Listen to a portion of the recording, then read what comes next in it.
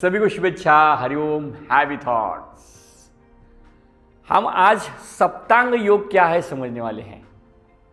300 से 325 साल पहले अंग्रेजों ने क्या किया था, हमारे भारतवर्ष पे बहुत सारा आक्रमण किया था और उस समय में बहुत सारे राजाएं अंग्रेजों के वश में हो चुके थे, अंग्रेजों के गुलाम बन चुके थे।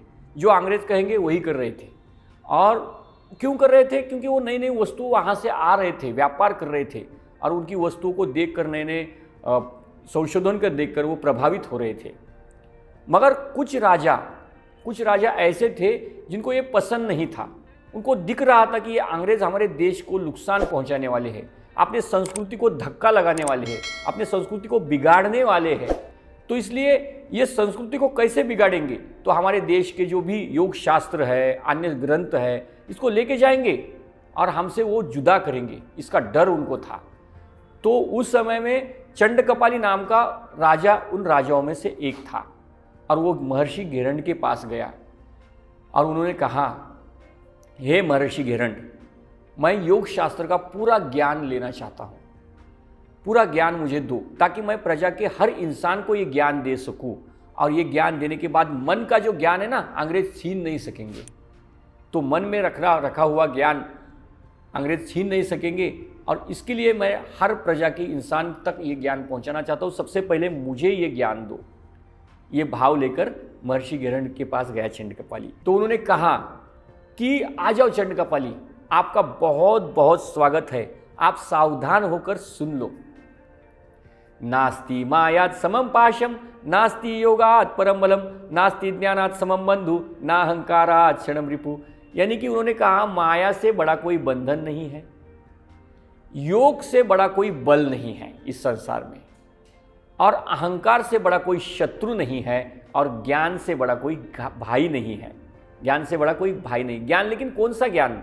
अभ्यासात का दिवर्णानी यथा शास्त्रानि बोधयेत तथा योगम समम साध्यम तत्वज्ञानाचिलंबिते। दो प्रकार का ज्ञान होता है।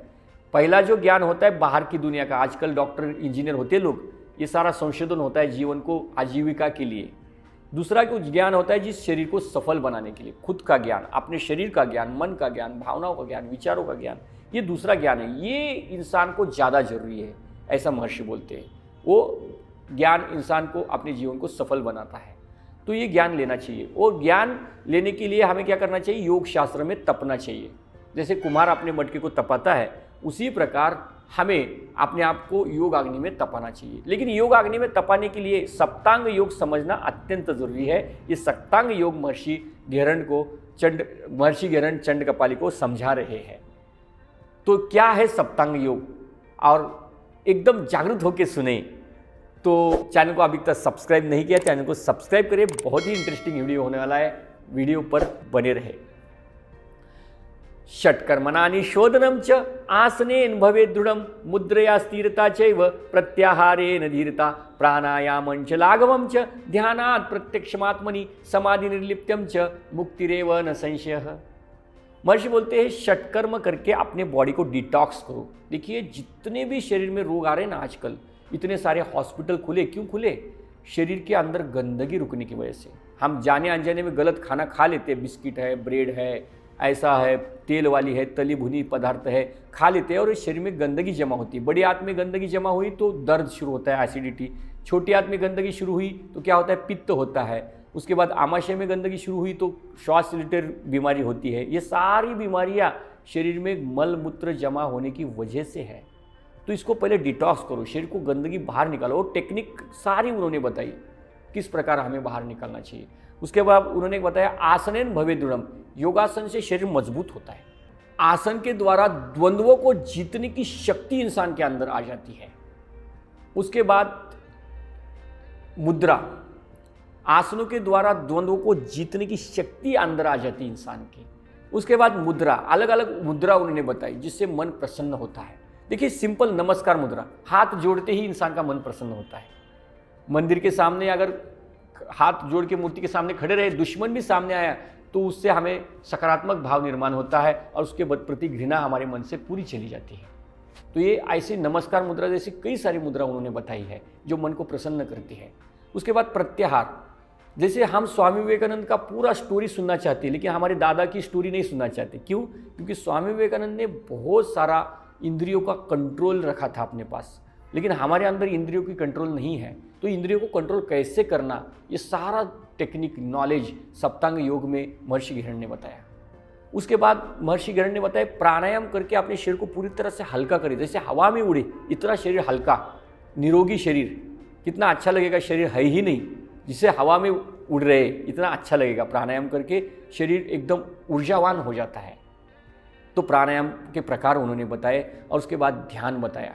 ध्यान, ज्योति ध्यान, सूक्ष्म ध्यान, स्थूल ध्यान, ऐसे ध्यान के प्रकार बताए। जो स्थूल ध्यान यानी बाहर की दुनिया से डिस्कनेक्ट होके अपनी दुनिया में जाना। ज्योति ध्यान यानी दिव्य ज्योति स्वरूप अपने बंद आंखों के सामने या ज्योति को देखना, और उससे अपने ब्रेन की चक्षुएं खुल जाती है, ब्रेन की कई सारी पावर्स हमारे अंदर बढ़ जाती है। और सूक्ष्म ध्यान यानी दिव्य ईश्वर को प्राप्त करना, ये तो बहुत उच्च स्तर का ध्यान है। तो पहले ये दो सीखना चाहिए हमें, उसके बाद समाधि प्राप्त होगी, उसमें कोई संशय नहीं है। ये सारा ज्ञान महर्षि गिरहण बताते हैं, हमें लेना चाहिए। ज्ञान बहुत बड़ा है लेकिन हम सुन नहीं पाते, इसलिए शॉर्ट में बताए, धीरे धीरे उसको स्टेप बाय स्टेप हम सुनने वाले हैं। षटकर्म क्या है पूरी तरह से एक वीडियो में सुनने वाले हैं, आसन क्या है पूरी तरह से एक वीडियो में सुनने वाले। आगे आने वाली वीडियो आप तक पहुँचे, ये ज्ञान अगर हमें प्राप्त करना है तो इसलिए चैनल को सब्सक्राइब करके रखें और घंटी का बटन दबा के रखें। और उसके अलावा अपने दोस्तों को ये सारी चीज़ें शेयर करें, लाइक करें वीडियो को पसंद है तो, और कमेंट बॉक्स में और कुछ पूछना है तो कमेंट डालें। धन्यवाद। हरिओम। Happy thoughts.